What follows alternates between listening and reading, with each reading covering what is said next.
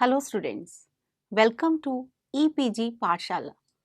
I am Dr. Savita from Maharaja Agrasen University, Baddi, Himachal Pradesh.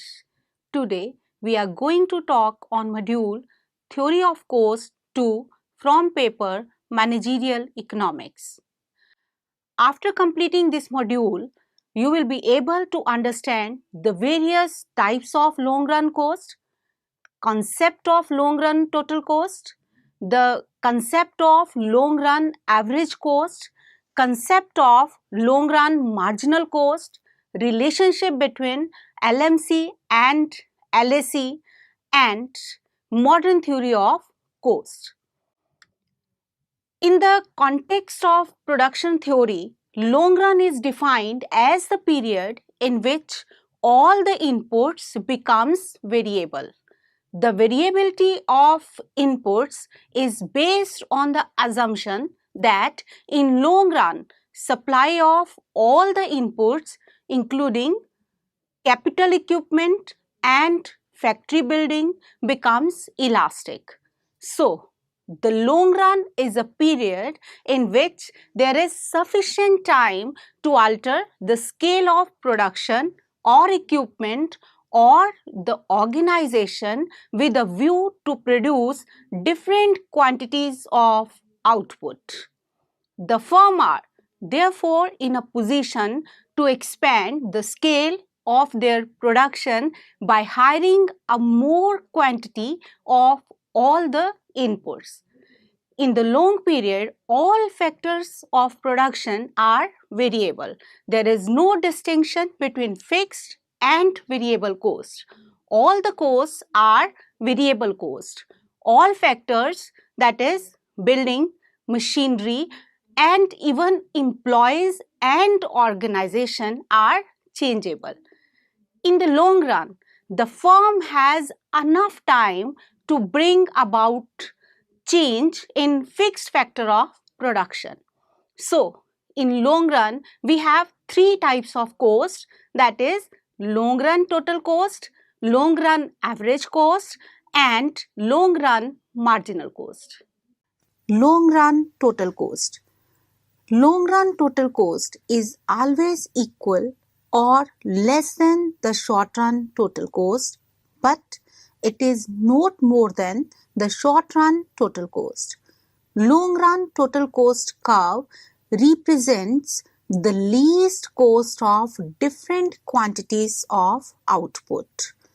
The shape of long run total cost curve is S-shaped, which is very similar to a short run total cost curve. When there is small scale of output, the slope begins to flatten. Then for large scale, the slope makes a turnaround and becomes steeper. The flattening portion of this long run total cost curve is due to economies of scale or increasing returns to scale. The steepening portion is then due to diseconomies of scale and decreasing return to scale. Long run average cost is the long run total cost divided by the level of output. Long run average cost curve shows the least possible average cost for producing different level of output. So, average cost is the minimum cost which a producer faces by producing different quantities of output in a long run. In order to understand, consider the three short-term average cost curves. These short-run average cost curves are also called plant curves. Suppose a firm has three plants with different sizes. Plant 1 with small, plant 2 with minimum, and plant 3 with large scale. The cost curve of small plant is presented by SAC1 and medium size by SAC2 and large size with SAC3. This is shown in the following figure. So, in the short run, the firm will increase or decrease its output by varying the amount of variable inputs. But in long run, the firm can choose among the three possible sizes of plant as depicted by short run average cost curves, that is SAC1, SAC2 and SAC3. In the long run, the firm will examine with which size of plant or on which short run SAC2 curve it should operate to produce a given level of output at the minimum possible cost. Let us take another assumption now. There are large number of plants with different sizes, then the curve which will reflect the minimum cost of production of each plant will be the long run average cost curve of the firm. Each point lying on this curve shows the least cost for producing the corresponding level of output. The long run average cost is the locus of point denoting the least cost or minimum cost of producing the corresponding output. This LAC helps a producer to decide what plant to set up in order to produce at a minimum cost at the expected level of output of a commodity. This is also known as planning curve, as it serves as a guide to the producer in his plan to expand production. With its help, a firm can plan as to which plant it should use to produce different quantities of output so that production is obtained at minimum cost. So, the long run average cost curve reveals to the firm that how large should be the plant for producing a certain output at the least possible cost. It is also known as envelope curve because it is the sum of all short run average cost curve in it, or it envelops the short run average cost curves. It shows that average cost in the long run cannot exceed the short run average cost. This is also shown in following figure. By considering this figure, we can draw a relationship between LAC and SAC. Like SAC, LAC is also U-shaped, but it is relatively flatter. It shows that in the long run, increase or decrease in costs relatively less. LAC cannot be more than SAC because LAC is tangent to SAC. SAC represents the cost of single plant, whereas LAC represents the cost of different plants. Change in total cost due to change in output by producing one more unit is marginal cost. The marginal cost is the addition made to total cost by producing one more unit of output. In other words, marginal cost may be defined as the change in total cost associated with a 1 unit change in output. It is also termed as cost of extra unit or incremental cost, as it measures the amount by which total cost increases when output is expanded by 1 unit. The relation of LMC with LAC will be the same as the relation of SMC with SAC. LMC curve also cuts LAC curve at its lowest point. LMC curve is flatter than SMC curve. It can be shown with the help of diagram. It is clear from this figure that the long run marginal cost curve LMC, like the long run average cost curve LAC, is U-shaped, but the long run LMC is flatter than the short run marginal cost curves. Relationship between LMC and LAC. Basically, the relation between the long run marginal cost and the short run average cost is almost the same, but the only difference in LAC and LMC is that long run marginal and average costs are more flatter than SAC and SMC. The reason behind is the variability of all factors of production. It should be remembered that the relationship between the long run marginal cost curve LMC and the long run average cost curve LAC is the same as that between the short run marginal cost curve and the short run average cost. It can be shown with the help of following figure also. Earlier, it was believed that both the short run and long run cost curve have a U shape.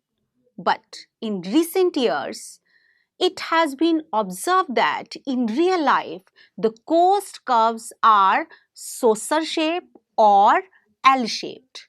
The theory which explains its new shape is called modern theory of cost curves. The modern theory of cost curve has been propounded by economists like Andrew, Stigler, Sargent Florence, and Friedman. Modern theory is based on empirical evidence that the short-run SAVC and SMC coincide with each other and horizontal state line over a wide range over output. So, the nature of short-run and long-run cost curves under modern theory are given below. The short-run cost curves are derived from the total cost, which is the sum total of fixed cost and variable cost. So, like traditional theory, modern theory of cost curve also have the short-run cost curves such as AFC, SAVC, SAC and SMC. AFC, average fixed cost, is the cost of indirect factors of the firm. In simple words, we can say that the cost of physical and personal organization of the firm. Costs such as the salaries of the staff involved directly in production but paid on a fixed term basis, depreciation of machinery and maintenance expenses of factory building, etc. SAVC. The average variable cost includes wages of labor employed, cost of raw materials, and day-to-day expenses of machinery. The SAVC curve in modern theory of cost is saucer-shaped, that is broadly U-shaped. It has a flat stretch over a range of output.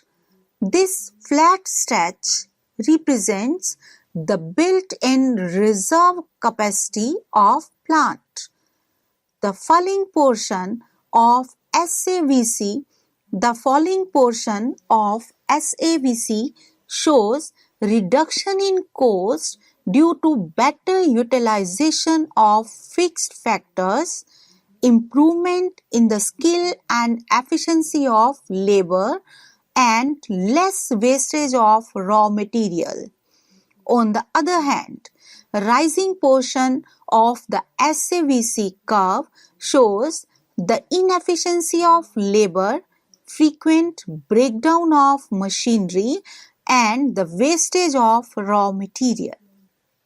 According to the modern theory of cost, SAC is continuously falling up to a given level of output. This given level of output represents the reserve capacity of output, SMC. In initial stages, SMC in modern theory of cost falls and then becomes horizontal. The main difference is about the shapes of the curves. In simple words, we can say that in modern theory, these short-run cost curves have a saucer shape or ball shape instead of U-shaped. In modern theory, short-run cost curves have been investigated by economists on the basis of empirical studies behavior pattern.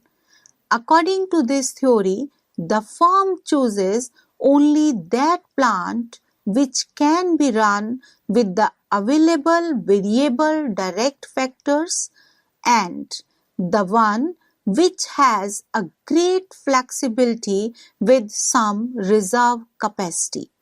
The basic objective of installation such type of plant is to produce maximum output in order to meet any increase in demand for its product.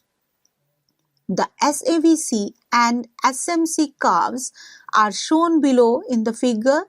It shows falling of both the curves up to a point A, and SMC curve lies below the SAVC curve. Falling SAVC shows the optimum utilization of fixed factors and increase of productivity of the variable factor that causes the reduction in cost. Plants can attain that level with better utilization of available resources, better skills, and less wastage in raw material. The saucer-shaped SAVC curve has a flat stretch over point Q1 to Q2 as far as output concerned. It shows application of constant returns to scale.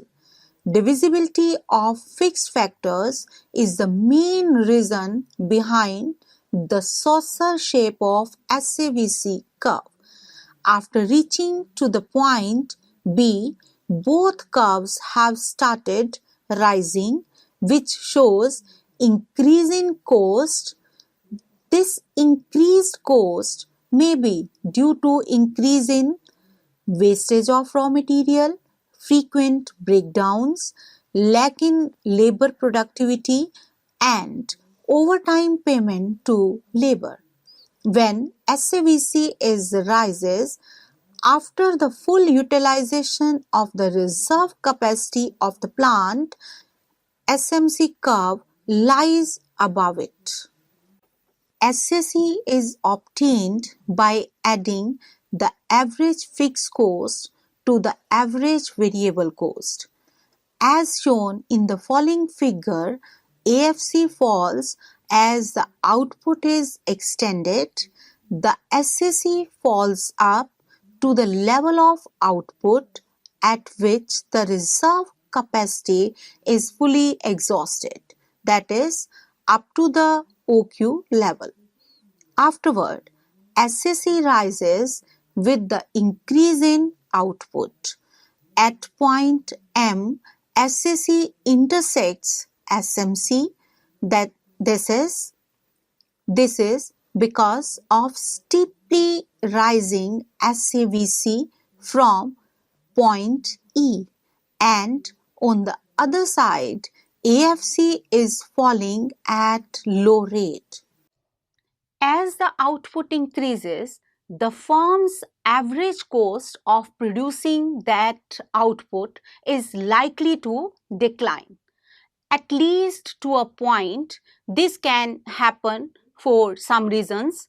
They are: modern theory of cost explains that long-run cost curves has an L-shaped instead of U-shape.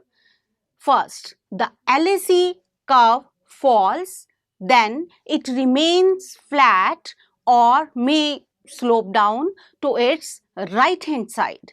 Some economist has given some reasons for the L shape of LAC.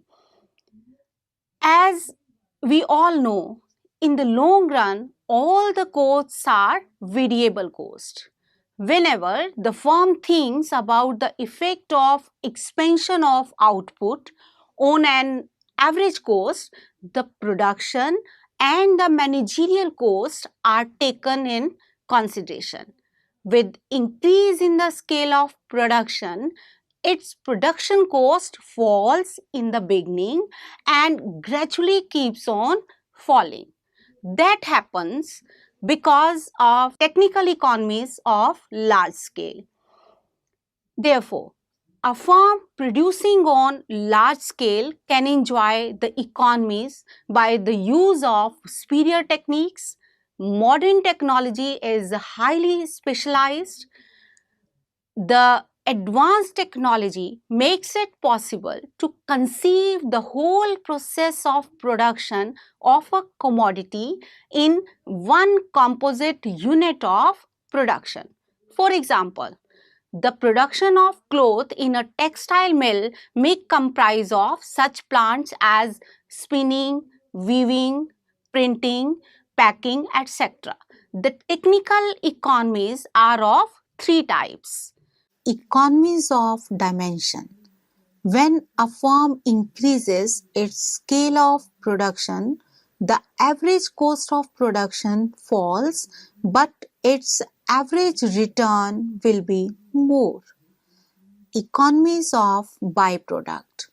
When a firm increases its scale, then it is in a position to use its byproducts and waste material to produce another material. Economies of linked process. As the scale of production increases, firm carries all productive activities. These activities get economies. These linked activities save time and transportation costs of the firm. Labor economies. When a firm's scale of production expands, more and more workers of varying skill and qualification are employed. With the employment of large number of workers, it becomes increasingly possible to divide the labor according to their qualifications and skills and assign them the function to which they are best suited. The workers are skilled in their operation, which reduces cost, increases the productivity, and saves the time. But after achieving all the economies, the firm reaches at MES, that is, to the minimum optimal scale. The managerial economies arise from specialization in managerial activities and mechanization of managerial functions. For a large firm, it becomes possible to divide its management into specialized departments under specialized personnel such as the production manager, the sales manager, the personnel manager, etc. This increases the efficiency of management at all levels of management because of decentralization of decision making. It increases production. Given the cost, large-scale firms have the opportunity to use advanced techniques of communication, telephones and telex machines, computers, and their own means of transport. All these lead to quick decision making, which thereby helps in saving the valuable time of the management and hence improves the managerial efficiency. In the marketing economies, we include the advertisement economies, the opening up of showrooms, the appointment of sole distributors, etc. Moreover, a large firm can conduct its own research to effect improvement in the quality of product and to reduce the cost of production. With the expansion of the firm, the total production increases, but the expenditure on advertising the product doesn't increase proportionately. Similarly, selling through the wholesale dealers reduces the cost of distribution of the firm's production. Another major reason for L-shaped cost curve is the technical progress. As a result of technological progress in the real world, the long-run average cost curve will shift downward over the period. It is assumed in the traditional theory that there is no technical progress, but empirical result confirms the existence of the technological progress in firms. It is shown with the help of following diagram. In this figure, it is shown that when technological progress takes place, the long-run average cost curve shows a falling trend. It is also shown in the diagram that if firm introduces new technology, then its cost will be lower. The learning process also contributes a lot in L-shaped cost curves. People always learn while doing something. The greater the amount of work done, the lower will be its cost. It is well known fact that the experienced people will do the work in better way and thus it reduces the cost of production and increases the productivity. A firm learns to produce a commodity more efficiently as the aggregate amount of output produced by it increases over time. The best example of learning by doing is a new firm which produces their product for the first time.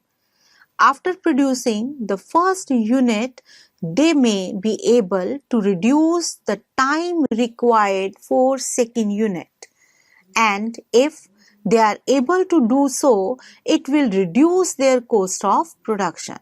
So, along with the technological progress, learning process also provides us with the reason that why long run average cost curve is L-shaped rather than U-shaped. To quote Stonier and Haig, even with a given technology, a firm can learn to produce at a lower unit cost the longer the period of time that has elapsed since a previous observation and the greater the aggregate amount of that product that has consequently been made.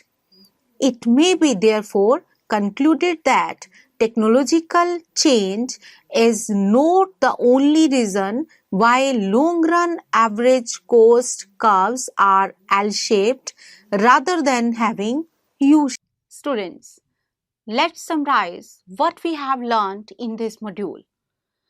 Long run is defined as a period in which all the inputs becomes variable. The variability of inputs is based on the assumption that in long run, supply of all the inputs including the capital equipment and the factory building becomes elastic. So, the long run is a period in which there is sufficient time to alter the scale of production or equipment or the organization with a view to produce different quantities of output. The firms are therefore in a position to expand the scale of their production by hiring a more quantity of all the inputs. In long period, all factors of production are variable and there is no distinction between fixed and variable cost. All the costs are variable cost. In recent year, it is observed that in real life, the cost curve are of saucer shape or it is of L-shaped. The theory which explains its new shape is called modern theory of cost curves. The modern theory of cost curves has been propounded by economists like Andrew Stigler, Sargent Florence and Friedman. The modern theory is based on the empirical evidence. The short-run SABC and SMC coincide with each other and a horizontal straight line over a wide range of output. The module also explains the modern theory of cost according to which as the output increases, the firm's average cost of producing that output is likely to decline, at least to a point. Modern theory of cost explains that long run cost curves have an L shape instead of U shape.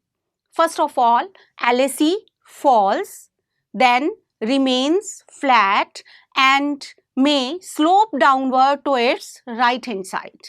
Some economist has given the reasons for the L shape of LAC which have also explained in this module.